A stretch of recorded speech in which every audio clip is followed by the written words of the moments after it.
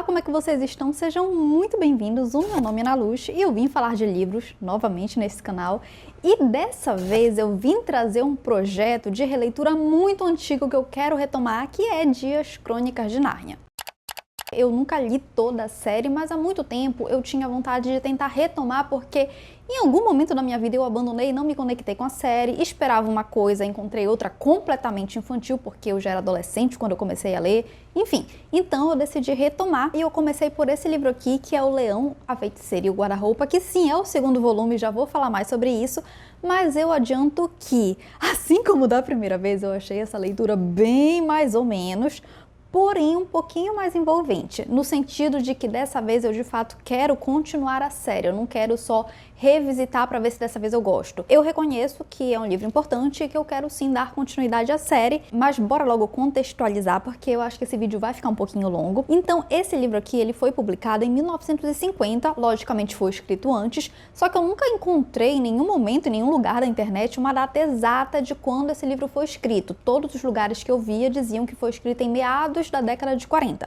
Eu acredito que foi escrito ou durante a Segunda Guerra ou logo após a Segunda Guerra, até pelo teor aqui das quatro personagens, né, que são crianças, que assim como eu comentei que acontece no Senhor das Moscas, de crianças que eram evacuadas em um momento de guerra para os interiores, para que elas ficassem preservadas, né, por causa de ter bombardeamento nos grandes centros urbanos, acontece isso. Então a gente tem como protagonista 4 crianças que vão para a casa de um professor, onde elas vão encontrar uma casa muito grande com o guarda-roupa que dá título a esse livro. Esse é o segundo livro da série, mas não oficialmente, quer dizer, bora contextualizar.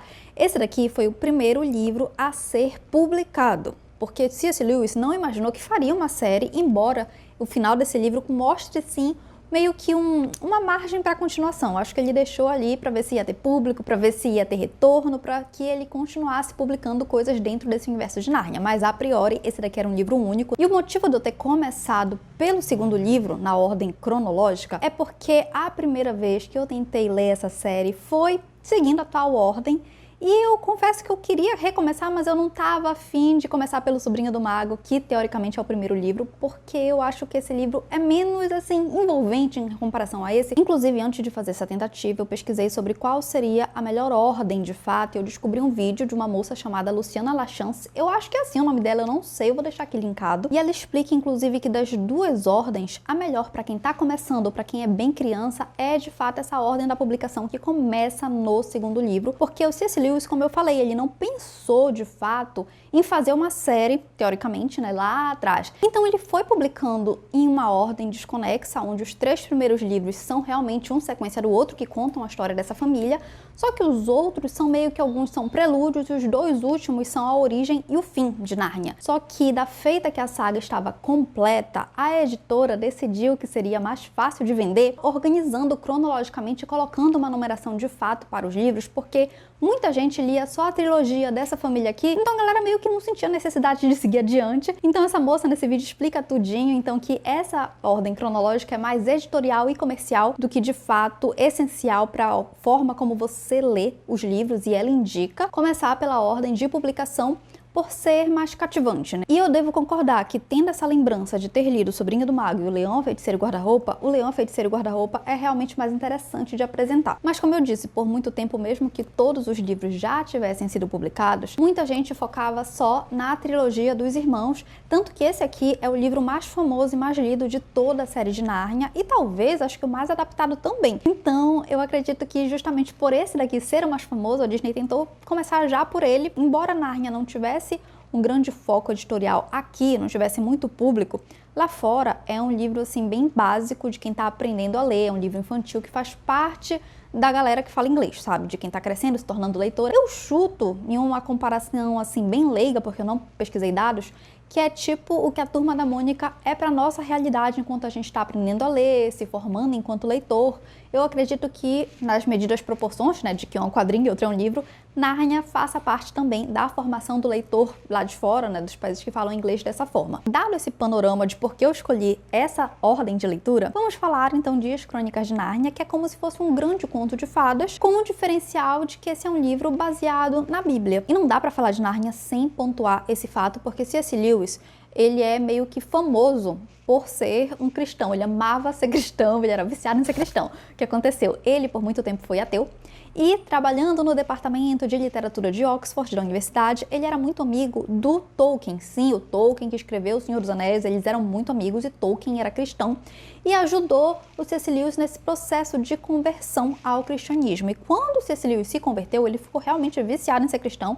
Então todas as obras mais famosas, as principais obras dele, e acho que a maioria, são de cunho evangelizador de certa forma. E aqui em Nárnia ele faz isso através de meio que um conto de fadas. Inclusive, eu chuto dizer que é por isso que, muito tempo depois, quando já estava para encerrar a série, o autor decidiu fazer os livros de Concepção e A Última Batalha de Nárnia meio que como se fosse a Gênese e o Apocalipse, sabe? Porque tudo em Nárnia gira em torno da criação de uma terra que faz alusão à criação do mundo tal qual Deus teria criado, né, dentro do contexto criacionista. E tal qual em Um Conto de Fadas, essa história aqui ela é recheada de lições. Lições sobre como agir diante de desafios, superar dificuldades, lidar com sentimentos de tristeza, lidar com arrependimentos, lidar com perdão. Então tudo isso vai enriquecendo a trama, que faz com que seja uma obra bem bacana assim para introduzir para um público infantil, porque traz esses ensinamentos de como tentar ser sempre melhor. E não se assustem com a questão de ter ou não referências à Bíblia, porque você não precisa saber de nada sobre a Bíblia para ler esse livro aqui. Eu mesma, quando li a primeira vez, era bastante leiga sobre o assunto, eu nunca tinha lido a Bíblia de fato. Então você não precisa saber nada. Se você já leu, se você conhece o mínimo, você vai identificar as coisas aqui, mas você não vai perder necessariamente se não tiver esse conhecimento bíblico. E essa história gira então em torno de 4 irmãos que, como eu falei, né, eles vão se hospedar na casa de um professor que fica no interior e lá eles vão conhecer esse guarda-roupa. Esses 4 irmãos são então o Pedro, a Susana, o Edmundo e a Lúcia. Esses são os nomes traduzidos, né, porque enfim. Então o Pedro e a Susana, eles são os irmãos mais velhos. O Pedro é o mais velho de todos e depois vem a Susana, então eles são os mais responsáveis. Apesar de serem crianças, eles são bem responsáveis e daí eles são seguidos pelo Edmundo e pela Lúcia. O Edmundo é um menino assim meio que do contra em relação aos irmãos. Ele é meio birrento, ele é mal educado, só uma pessoa que tá num caminho errado, apesar de ser apenas uma criança. Enquanto que a Lúcia é a principal personagem de todos os irmãos. Todos são protagonistas, mas a Lúcia é que tem mais tempo aqui de descrição. Ela é super dócil, ela é honesta, ela é super educada e é ela que vai inclusive nos introduzir ao universo de Nárnia. Porque um dia eles estão nessa casa, nessa mansão cheia de quartos e encontram esse guarda-roupa. A Lúcia, viciada em casaco de pele, não sei porquê, mas ela é. Lembrando, né, que esse foi um livro escrito na década de 40, então os casacos de pele certamente eram de fato de pele. E ela entra nesse armário pra sentir os pelos, sei lá, ela gosta de casaco de pele. Ela vai entrando, até que chega um momento em que ela já não sente as peles, e sim folhas de árvore. Ela vai entrando, vai sentindo frio. E ela descobre que o armário não necessariamente tem o fundo e, na verdade, ele é um portal para uma terra onde sempre é inverno. O que tem aqui é a ideia do inverno sempre existente, mas nunca com a chegada do Natal, ou seja, aquela ideia do inverno realmente inóspito, porque nessa terra existe uma feiticeira que se autoproclamou rainha e, dados os poderes dela, ela condenou essa terra a um inverno eterno e qualquer pessoa que se oponha à gestão dela enquanto rainha, né, autoproclamada, ela transforma em estátua de pedra porque ela é uma feiticeira.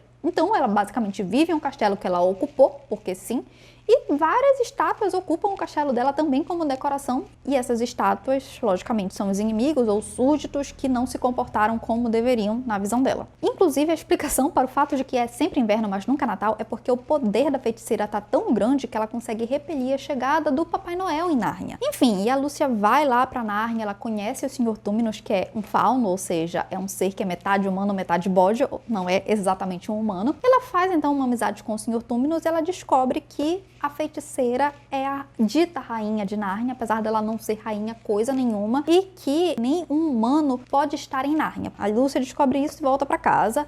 E ela já chega assim com a galera, desculpa, gente, a demora, eu entrei numa terra mágica e tal, e ninguém entende nada, porque o tempo em Nárnia passa diferente. Então, se ela passou horas conversando e tomando um chá da tarde com o Senhor Túminos, aqui no nosso mundo, mas especificamente na Inglaterra, passaram segundos, então os irmãos não entendem do que ela tá falando, acham que ela tá meio louca. E o Edmundo, que é esse garoto mais implicante, de idade mais parecida com a Lúcia, só que um pouquinho mais velho, começa a encher o saco dela, tirar ela realmente de louca, e os irmãos mais velhos começam a se preocupar, porque não é do feitio da Lúcia ficar mentindo. E aí a gente vê que seria muito mais fácil para a Lúcia, até para que os irmãos não se preocupem, que o Edmundo pare de encher o saco dela, seria muito mais fácil que ela simplesmente concordasse que ela brincou, ou então que era uma ilusão, mas não, ela se mantém fiel. ela é muito verdadeira e ela é uma verdadeira fiel a Nárnia, que já é um ponto interessante, já que esse livro fala sobre crenças de uma forma infantil e sobre a fé. Não é tudo 100% claro, a gente que tem uma vivência maior, um entendimento maior, obviamente já vê isso, mas não necessariamente uma criança vai entender, né? Vai realmente do nível de compreensão e da idade da criança. Mas de qualquer forma, independente da tentativa do C.S. Lewis de converter alguém ou não, de evangelizar ou não, eu acho que a Lúcia é uma boa protagonista porque ela é muito honesta, ela é verdadeira, ela é fiel aos seus valores e ela é empática, então ela é uma boa protagonista para ser apresentada assim para as crianças. E aliás, eu acho que apesar de esse ser um livro infantil, ele é muito complexo dentro, né, do que ele pode, tipo, para um adulto vai parecer bem simples, mas se você avaliar, tem sim uma certa complexidade na construção dos personagens, porque, por exemplo, a gente tem aqui o Edmundo. O Edmundo é um menino que ele vai ser constantemente mostrado até determinado ponto como um menino que não é feito para você gostar, só que lógico que se tratando de um livro infantil, de um livro sobre uma família, sobre irmãos que se amam, esse menino não vai ser 100% do lado negativo da história, vai ter uma espécie de conversão, uma espécie de salvação, e eu acredito, vendo assim, né, de um olhar não tão infantil, que o autor, ele se projeta de certa forma no Edmundo, porque o Edmundo é um menino que aos poucos ele se converte, ele passa a acreditar nos valores de Nárnia, tal qual C.S. Lewis, que foi um ateu convertido. Por muito tempo ele negava a existência de Deus e depois ele passou a não só acreditar, mas a propagar a palavra. Disseminar, eu acho que é disseminar. Não sei. De qualquer forma, fica a ideia de que é possível uma redenção, né? Você pode se arrepender e ter a sua redenção se você se arrepender verdadeiramente. Mas enfim, a Lúcia não consegue convencer os irmãos da existência de Nárnia, porque quando ela tenta mostrar esse caminho do guarda-roupa, tá fechado.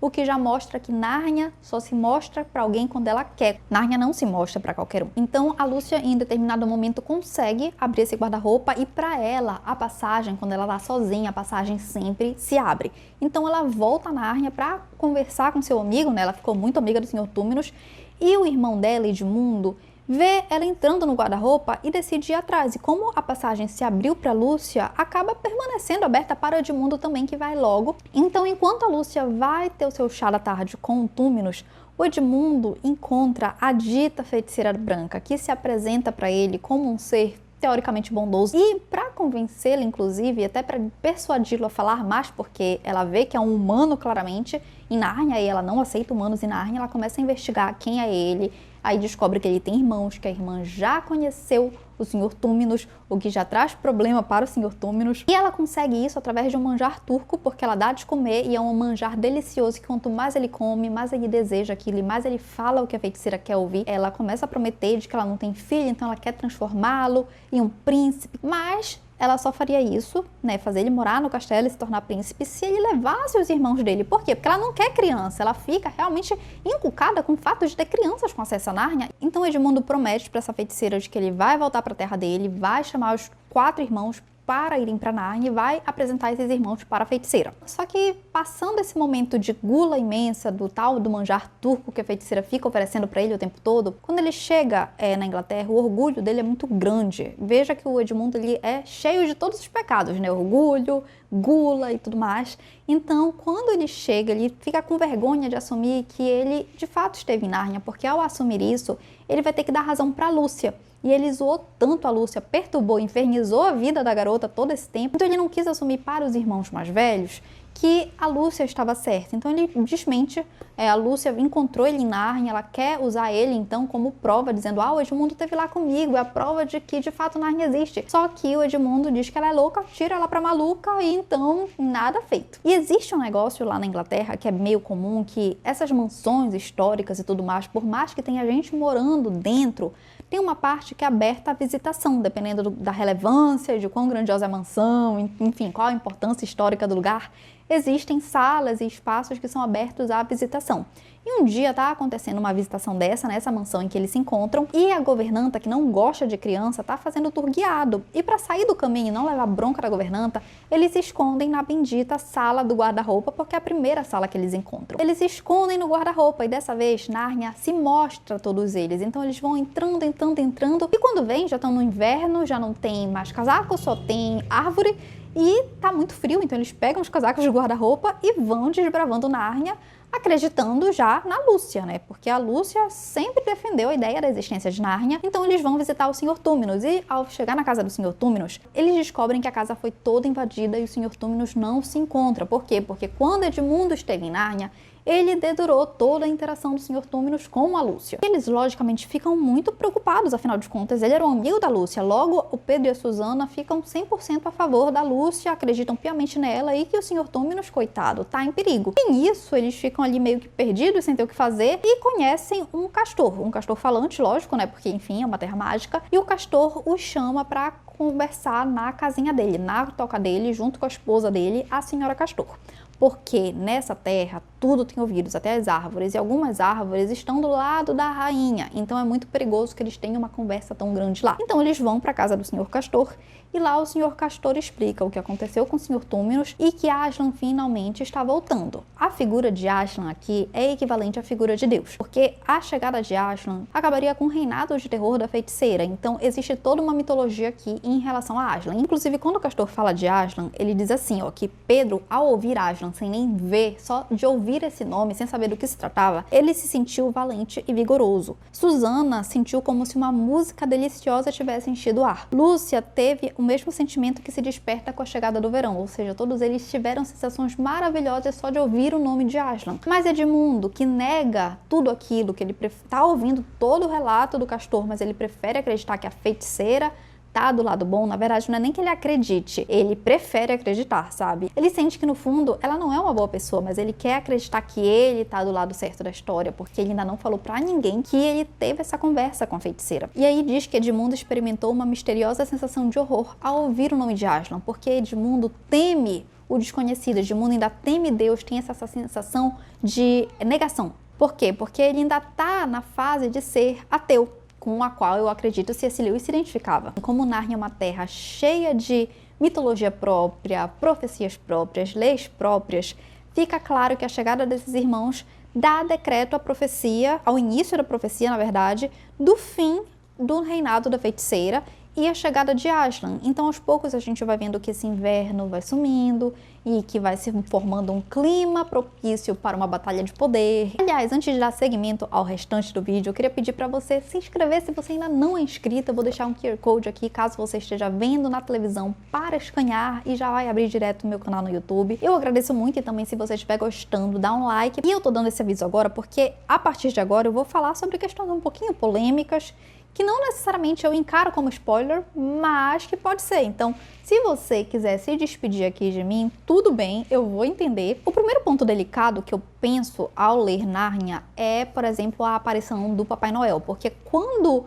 o inverno começa a se desfazer, ele dá presente para essas crianças, e esses presentes são bélicos. E ao ler isso, eu vi um certo teor machista / conservador, porque existe uma questão que é trabalhada nos outros livros de Nárnia, em especial no último livro, sobre como C.S. Lewis imagina a Susana, que ela já cresceu, e a forma como ele retrata a Susana não agrada a população, hoje em dia, a população feminina, mas eu não posso falar muito ainda, porque primeiro seria spoiler e segundo porque eu ainda não li esse livro. Quando eu ler esse livro, eu vou voltar aqui para falar sobre isso. Mas, de qualquer forma, eu achei um pouquinho, talvez, machista, mas entendendo, né, que é um livro que foi publicado em 1950, tem toda a questão do conservadorismo da época e do próprio Tolkien, que era um homem, enfim, que é essa cena do Papai Noel, porque ele entrega para o Pedro uma armadura e uma espada, porque, enfim, ele vai lutar na batalha. Para a Susana, ele dá um arco e flecha, entendendo que se ela precisar se meter na batalha, vai ter que ser à distância, porque ela é uma menina delicada. E para Lúcia, ele dá apenas um frasquinho com líquido curativo e um punhal, avisando que ela só deve usar esse punhal para se defender, nunca para atacar, e sempre se manter longe da batalha. E a Lúcia questiona isso e o Papai Noel diz que a batalha por si só já é feia, mas com a presença de mulheres é mais feia ainda. Ok, eu entendo, de fato, batalha é um cenário bem calamitoso, só que é meio estranho que homem pode batalhar e mulher não, sabe? Tem essa questão ainda. Enfim, é um argumento que hoje a gente lendo em 2026 não faz muito sentido, porque a gente já entende que o lugar da mulher é onde ela quiser estar, mesmo que seja numa batalha, infelizmente, né? O mundo ele não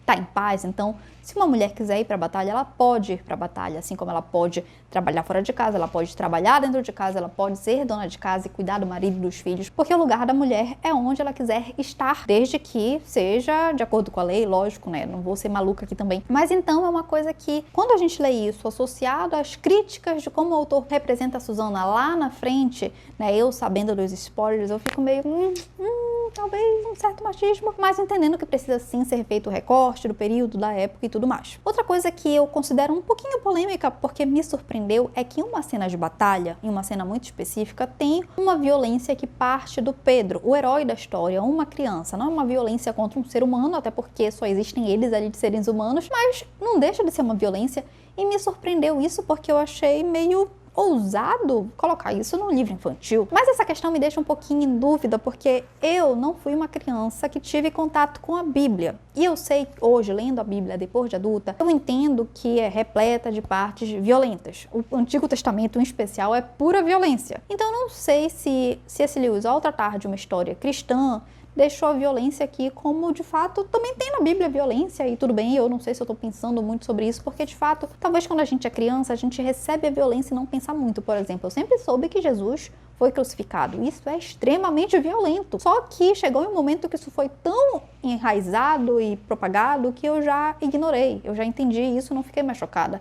Então, eu não sei, tá? Eu não sei. Eu achei um pouquinho violento, mas considerando que a Bíblia por si só também é muito violenta e essa é uma história baseada na Bíblia, talvez eu esteja pensando muito. Só que eu me choquei um pouquinho porque a violência que partiu do próprio Pedro numa cena de batalha. Não foi um vilão contra ele, foi ele que fez. E isso me chocou um pouquinho. Só que como ele estava do lado do bem da história, tá tudo bem. Nunca mais isso foi mencionado. Não é um livro violento, é só uma cena que acontece bem no final. Não acho que é uma cena suficiente para você não apresentar esse livro para sua criança. Não se preocupe com isso. Enfim, essa foi a minha resenha de Nárnia. Eu tentei não trazer spoilers porque é um livro curto, é um livro que, apesar de ter uma complexidade sim dos personagens, é uma história simples, né? Porque é uma história infantil. Se você tiver em dúvida sobre a idade ideal para apresentar esse livro para uma criança, eu não vou saber lhe dizer. O que eu posso dizer é que eu achei mais infantil que Harry Potter, mais infantil que Percy Jackson. Então é isso, obrigada por terem assistido. Se vocês gostaram desse vídeo, eu agradeço muito se você der um like para me ajudar também no engajamento e também para me dar um retorno para eu entender que esse conteúdo está sendo bem quisto.